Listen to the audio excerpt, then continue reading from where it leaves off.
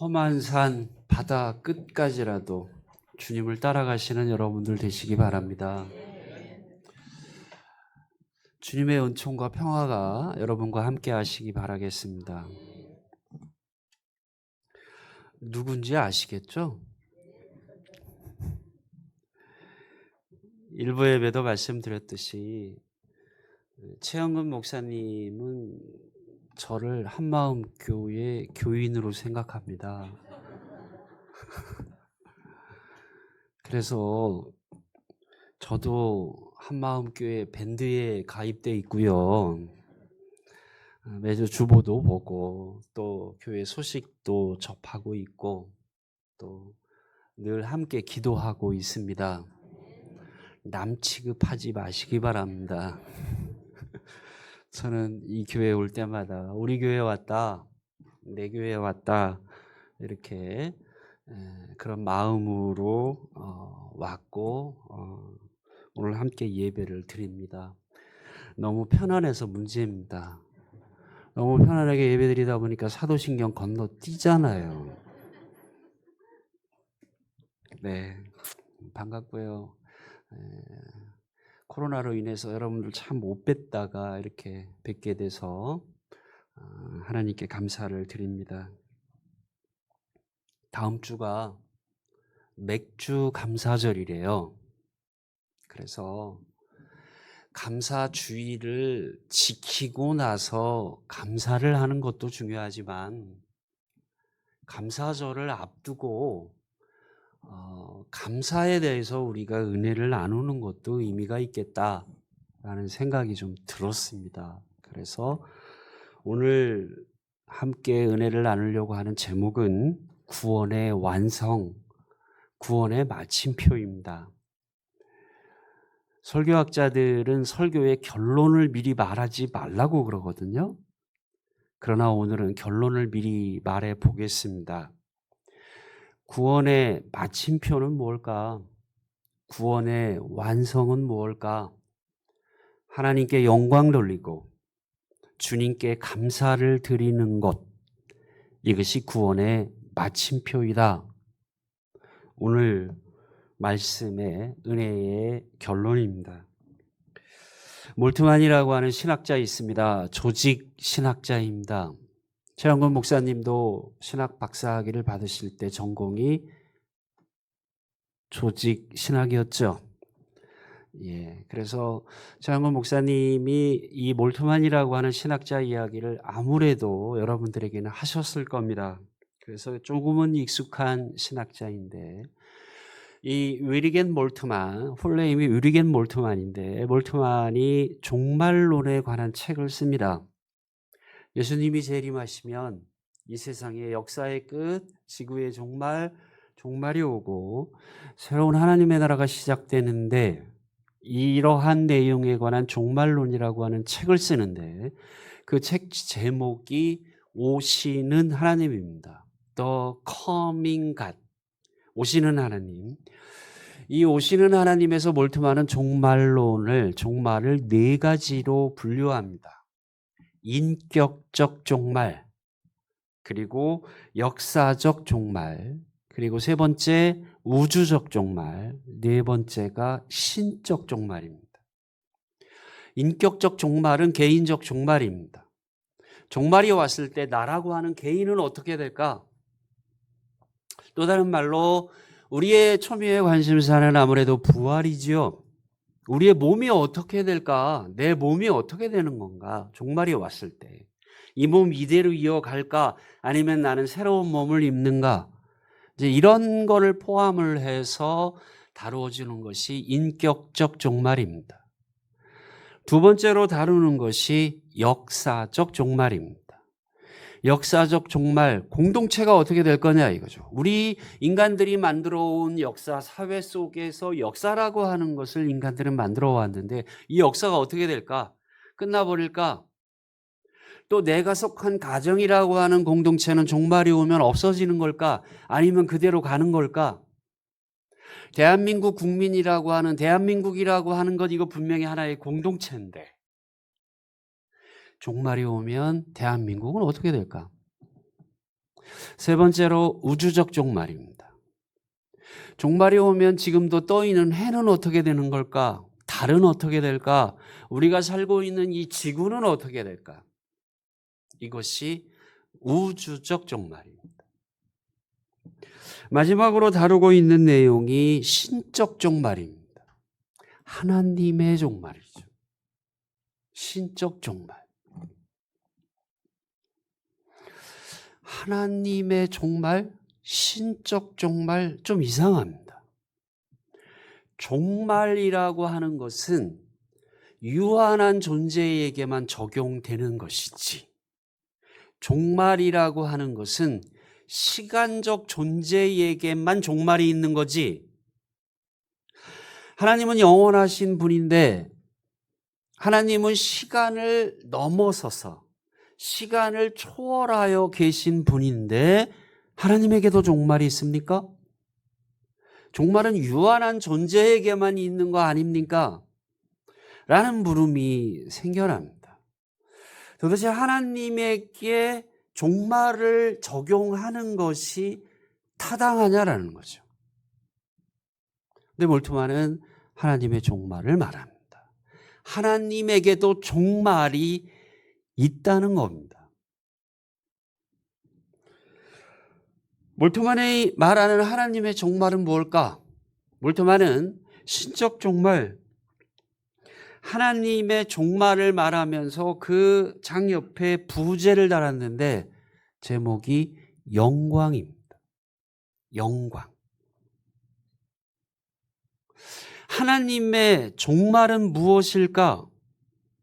하나님이 진정한 영광을 받으실 때 그게 하나님의 종말이랍니다. 하나님이 진정한 영광을 받는다는 건 뭘까?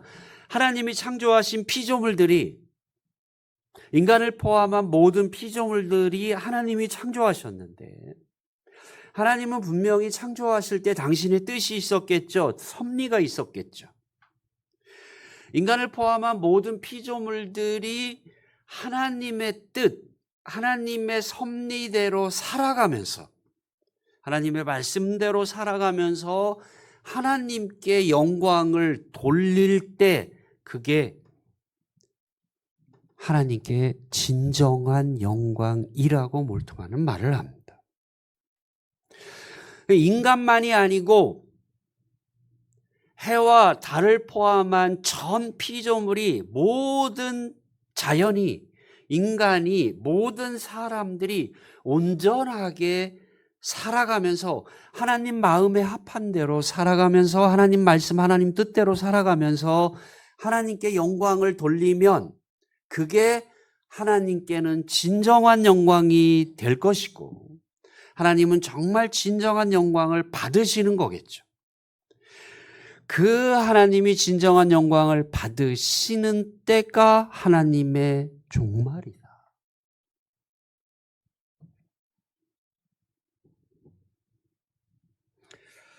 그러므로 몰트만은 분명히 짚어줍니다. 시간적 존재인 인간과 자연과 이 우주가에게 적용되는 그 종말과 하나님의 종말은 질적으로 다르다. 앞에서 얘기했던 인격적 종말론, 그 다음에 역사적 종말, 우주적 종말과 네 번째인 신적 종말, 하나님의 종말은 이거는 질적으로 다른 차원의 종말이다.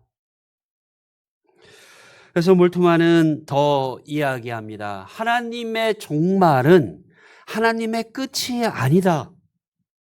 하나님의 종말은 하나님의 끝이 아니고 하나님의 시작이다. 그리고 이 하나님의 종말은 결국 다른 말로 한다면 피조물들의 완성이다.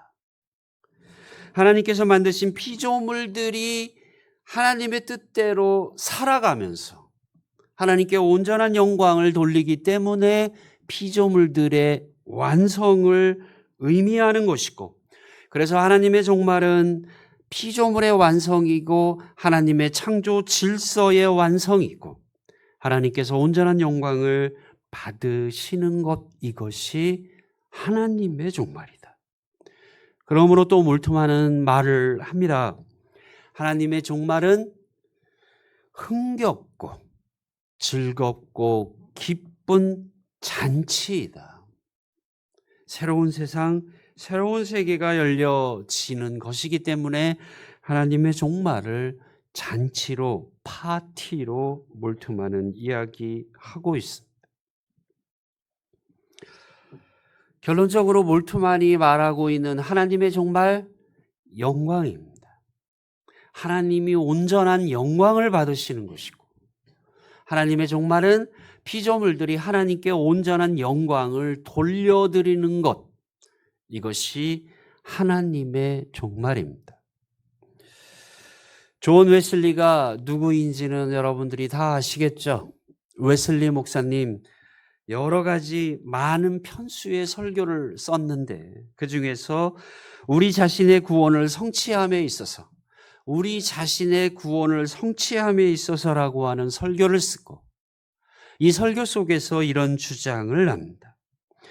하나님께서는 인간이 이 패역한 세대로부터 그 자신을 구원하지 아니하면 인간을 구원하지 않을 것이다. 하나님은 인간들이 자기 자신을 구원하지 아니하면 하나님은 인간을 구원하지 않을 것이다.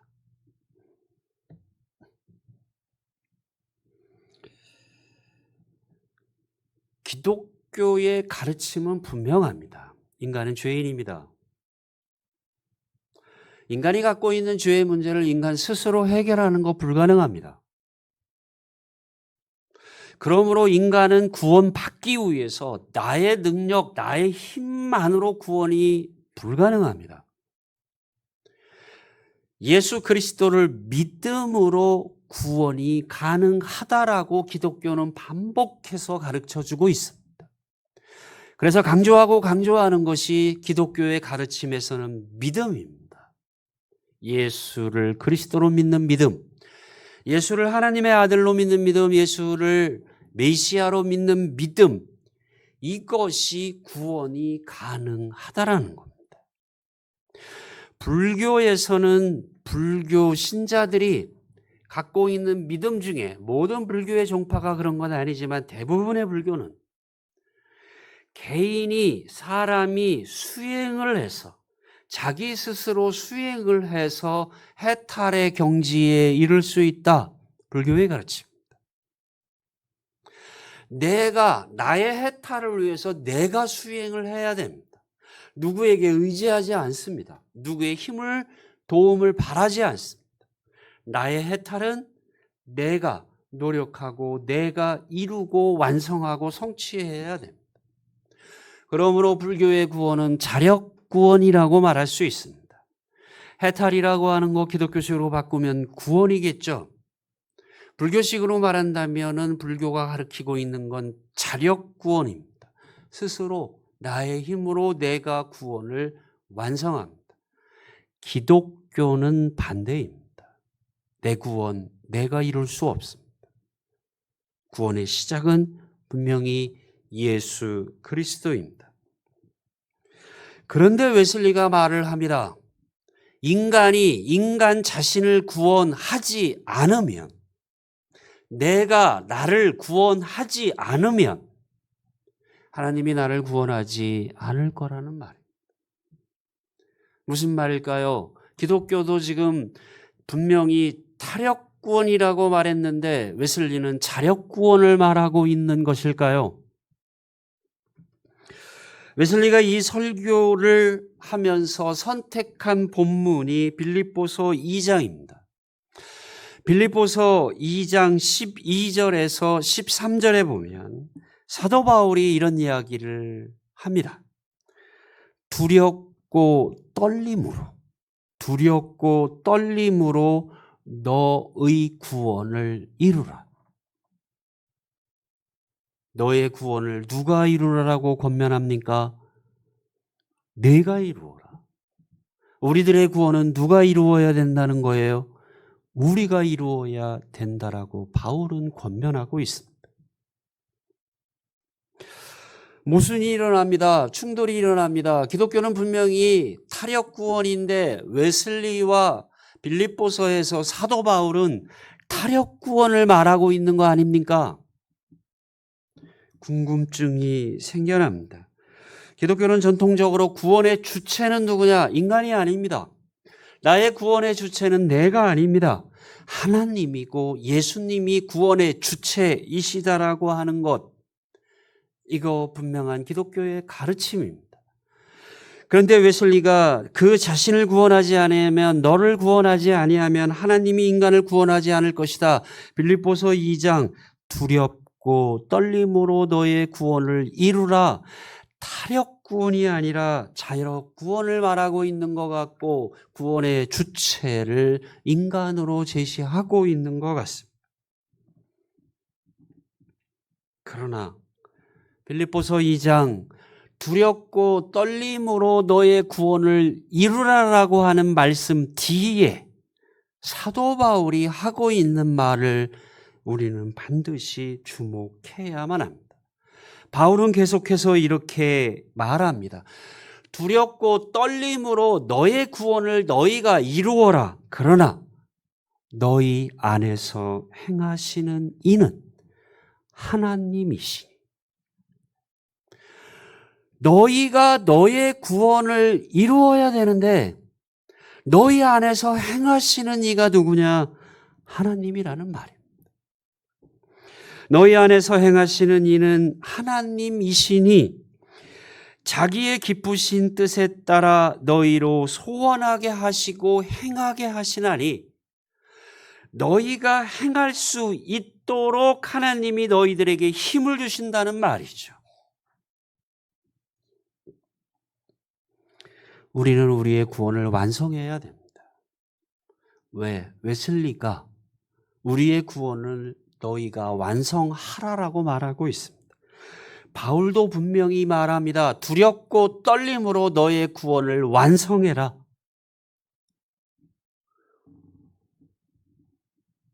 그러나 바울과 웨슬리가 공통적으로 하고 있는 이야기는, 우리가 우리의 구원을 이루어야 되는데, 우리가 우리의 구원을 완성해야 되고, 우리가 우리의 구원의 마침표를 찍어야 되는데, 내가 찍어야 되는데, 우리가 완성해야 되는데, 우리 안에서 먼저 하나님이 행하시고 계시기 때문에 우리는 우리의 구원을 완성할 수 있다는 겁니다.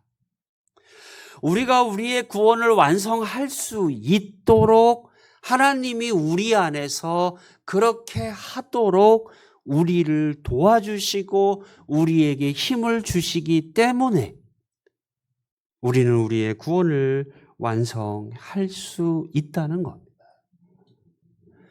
그래서 웨슬리는 이야기합니다. 결론적으로 그 설교 속에서 두 가지를 강조합니다. 첫 번째, 하나님께서 우리 안에서 일하시기 때문에, 말을 바꾸면 하나님께서 먼저 우리 안에서 일하시기 때문에 우리도 일을 할 수 있다.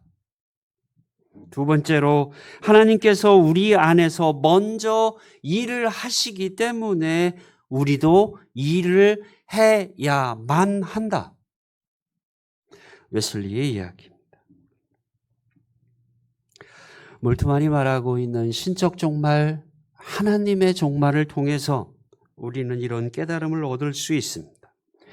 인간을 포함한 모든 피조물들이 하나님께 온전한 영광을 돌려 드릴 때 하나님의 종말은 이루어지고 신적 종말은 이루어집니다.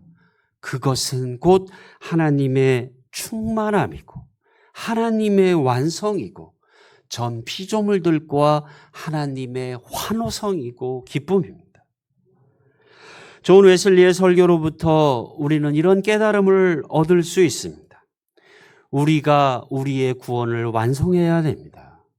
우리는 우리 구원의 마침표를 찍어야 됩니다. 그러나 하나님께서 먼저 우리 안에서 행하고 일하시고 계시기 때문에 우리는 하나님의 은총 안에서 하나님의 은총에 덧입어서 우리는 우리의 구원을 성취하고 완성해야만 합니다. 오늘 우리가 함께 읽은 본문, 예수님이 사마리아와 갈릴리 사이로 지나가시는데 한센병에 걸린 10명의 사람들이 예수님에게 외칩니다. 우리를 불쌍히 여기소서, 우리를 불쌍히 여기소서. 이 말을 들은 예수님은 말씀하십니다. 가서 제사장에게 너희들의 몸을 보여주어라.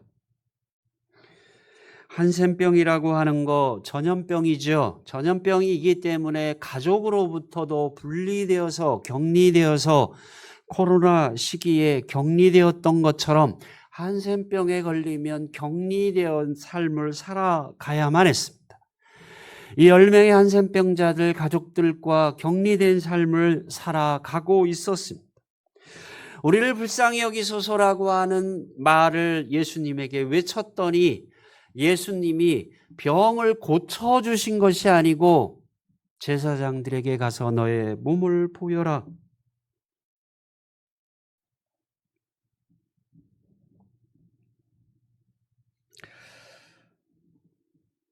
병을 고쳐주시고 나서 제사장에게 가서 몸을 보여라 라는 것이 아니고 예수님이 그냥 제사장에게 가서 몸을 보여라 그랬더니 이 10명의 한센병자들이 예수님의 말씀에 복종합니다.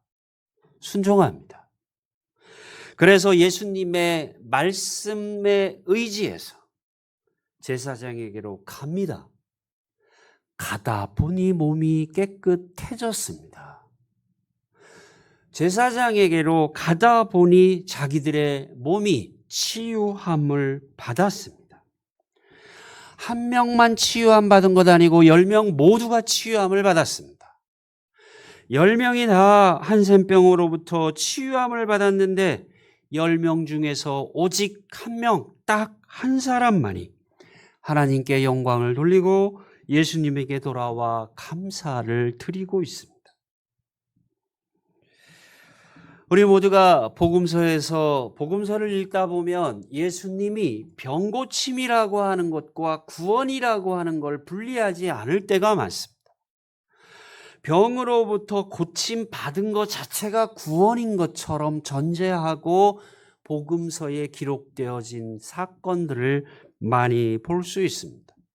즉 복음서에서 많은 부분들이 치유와 병으로부터의 치유와 구원을 동일시하고 있습니다.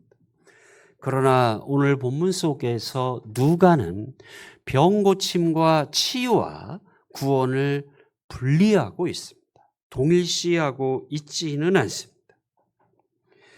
오늘 본문 15절에 보면 사마리아 한센병자는 자기 자신이 나은 것을 보고 가장 먼저 한 일이 무엇입니까?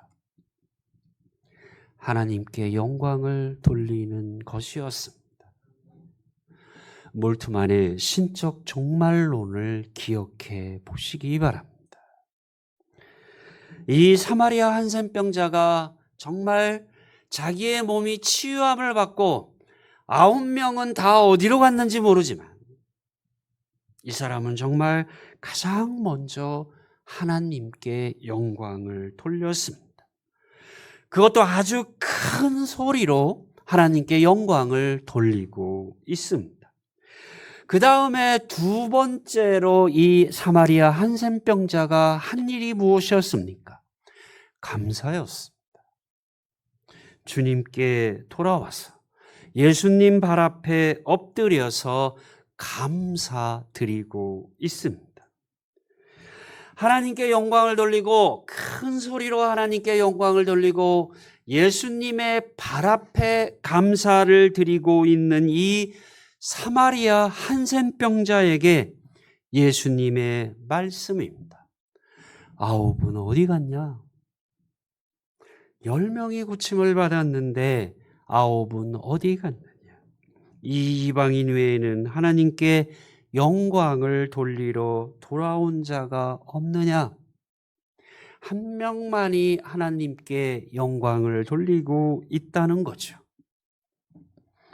일어나 가라, 내 믿음이 너를 구원하였느니라.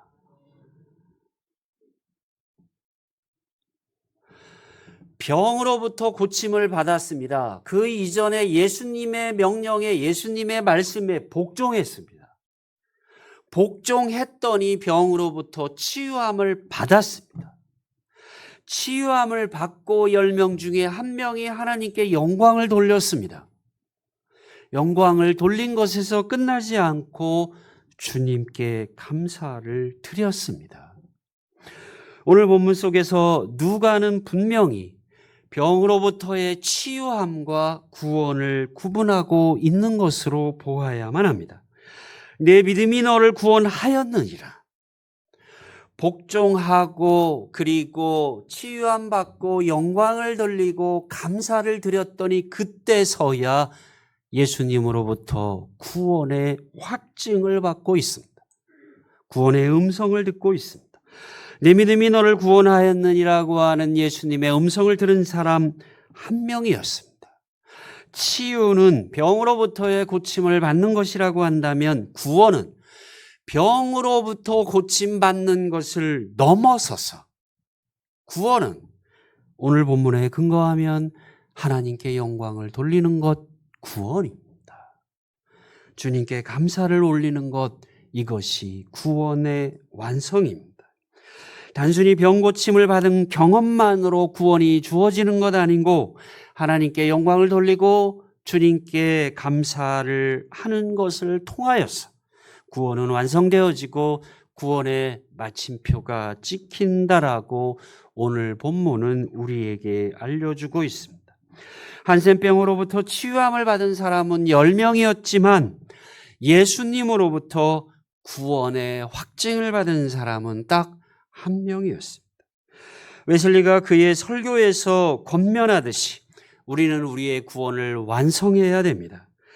바울이 권면하고 있듯이 우리는 두렵고 떨리는 마음으로 우리는 우리의 구원을 이루어야 합니다.